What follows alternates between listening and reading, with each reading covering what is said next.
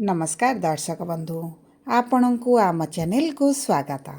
आपणकर जदि धनु राशि होइथाए तेबे एही भिडियोटी आपण मानक पई सेतिपई निजर व्यस्त बहुल समय मध्यरु मात्र 10 मिनिट समय आपण निज पई दियंतु एवं जानंतु एही नवेम्बर मासटी आपणकर केमिति रहिबो।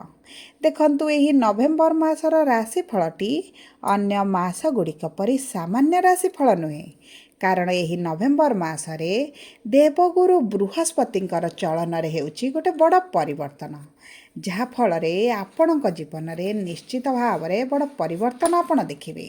किंतु आपणक केउ गृह रे शुभ फल देबे ताहा हेउची गुरुत्वपूर्ण।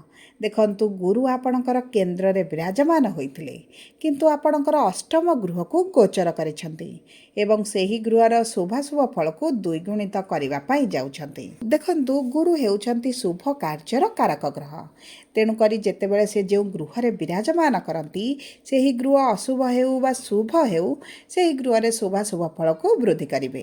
ता सहित देखंतु शनि जी पूर्वरु किछि दिन हेबो आपणकर समस्या को बढ़ाइथिले, आपणकर आर्थिक समस्या सहित आपणक संपर्क रे आपणक स्वास्थ्य रे एवं आपणक मानसिक स्थिति रे जो बहुत गुड़े दुश्चिंता आनिथिले, कारण आपणकर जेहेतु शनिकर अढ़ई चली आपणकर पारिवारिक समस्या सहित कर्म क्षेत्र रे जो समस्या बढ़ी जाइथिला सेथिरे निश्चित भाव में परिवर्तन आपण देखिबे, कारण गुरुंकर दृष्टि रहुची शनिक उपरे।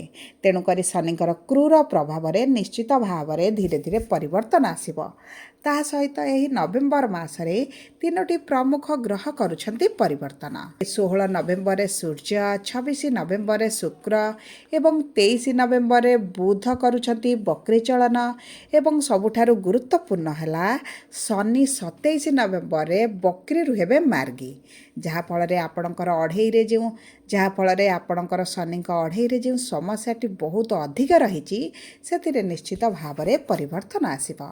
तेबे आपणक केउ क्षेत्र रे आसिबो एवं केबे ठारु आसिबो ताहा वीडियोटी को शेष पर्यंत देखिले निश्चित भाव में जानि परिबे। ता सहित वीडियोर शेष भाग रे किछिटा सहज उपाय मध्य दियाजिबो, जहाँ आपणकर अशुभत्व को दूर करिबारे आपणको सहायता देबो। किंतु वीडियोटी आरंभ करने पूर्वरु जदि आपणकर भी धनुराशि होइथाए एवं आपण भी ईश्वर को आंतरिक भक्ति एवं विश्वास करती तेबे वीडियोटी को लाइक करंतु। कमेंट बॉक्स रे जय जगन्नाथ जय माँ लक्ष्मी अवश्य लिखि दियंतु।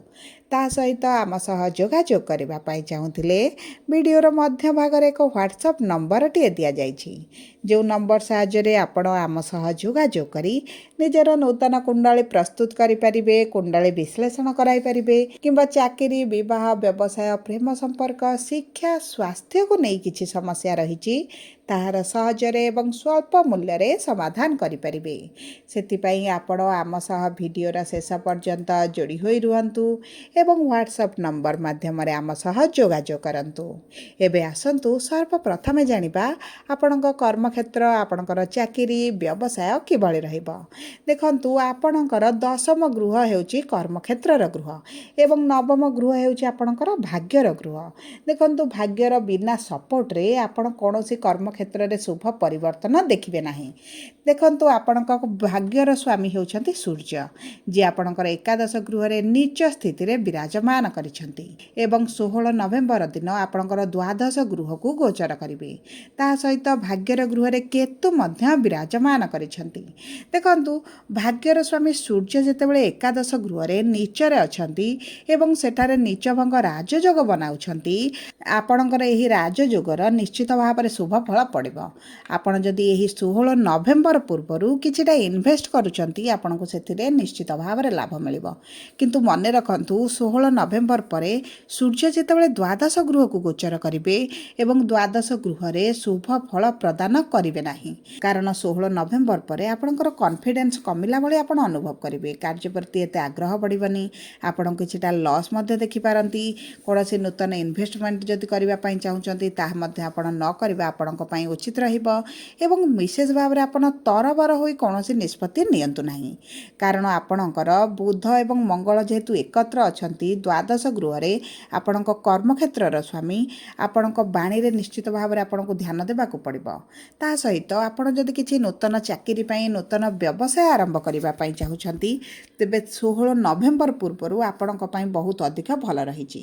ନଚେତ୍ ଆପଣଙ୍କର 23 ନଭେମ୍ବର ପରେ ବୁଧ ଯେତେବେଳେ ବକ୍ରି ହୋଇ ଆପଣଙ୍କର ଏକାଦଶ ଗୃହକୁ ଆସିବେ ତାପରେ ଆପଣ ଯଦି କିଛି ବଡ଼ ନିଷ୍ପତ୍ତି ନିଅନ୍ତି ଆପଣଙ୍କୁ ଶୁଭ ଫଳ ପ୍ରାପ୍ତି ହେବ।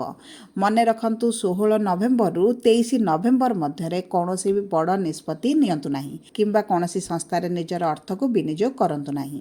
ଆପଣ ସେହି ସମୟ ମଧ୍ୟରେ ଲସ୍ ଦେଖିବାର ବହୁତ ଅଧିକ ସମ୍ଭାବନା ଅଛି। ତା ସହିତ 23 ନଭେମ୍ବର ପରେ ଆପଣଙ୍କର ପ୍ରମୋସନ୍ ହେବାର ମଧ୍ୟ ଯୋଗ ବନୁଛି। ଯଦି ଆପଣ ଟ୍ରାନ୍ସଫର ଚାହୁଁଥିଲେ ତାହା ମଧ୍ୟ ଆପଣଙ୍କର ହୋଇପାରେ।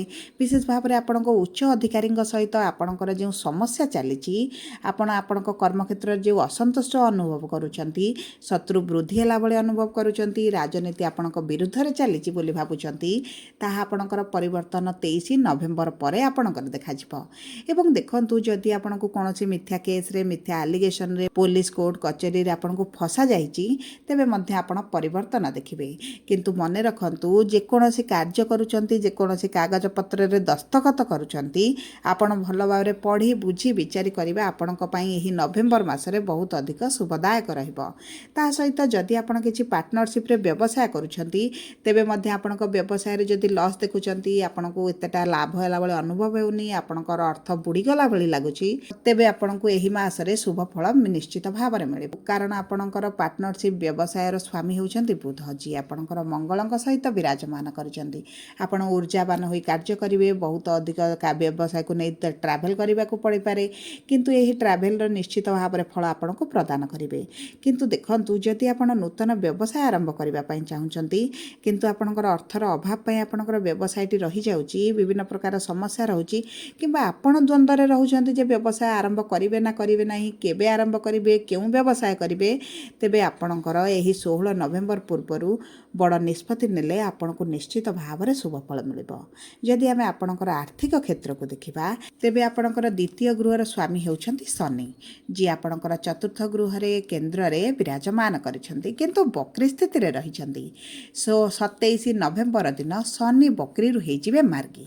ତେଣୁକରି ଆପଣଙ୍କର ଅର୍ଥକୁ ନେଇ ଯେଉଁ ସମସ୍ୟା ଚାଲିଛି ଆର୍ଥିକ କ୍ଷେତ୍ରରେ ଆପଣ ବହୁତ ଗୁଡ଼ିଏ ସମସ୍ୟା ଦେଖୁଛନ୍ତି ଆପଣ ଅର୍ଥ ରୋଜଗାର କରୁଛନ୍ତି କିନ୍ତୁ ଆପଣଙ୍କର ସେଭିଂ ହୋଇପାରୁନି ବିଭିନ୍ନ ଉପାୟରେ ଆପଣଙ୍କର ଅର୍ଥ ଖର୍ଚ୍ଚ ହୋଇଯାଉଛି ତେବେ ଏହିସବୁ ସମସ୍ୟା ଗୁଡ଼ିକ ଆପଣଙ୍କର 27 ନଭେମ୍ବର ପରେ ଦୂର ହେବ।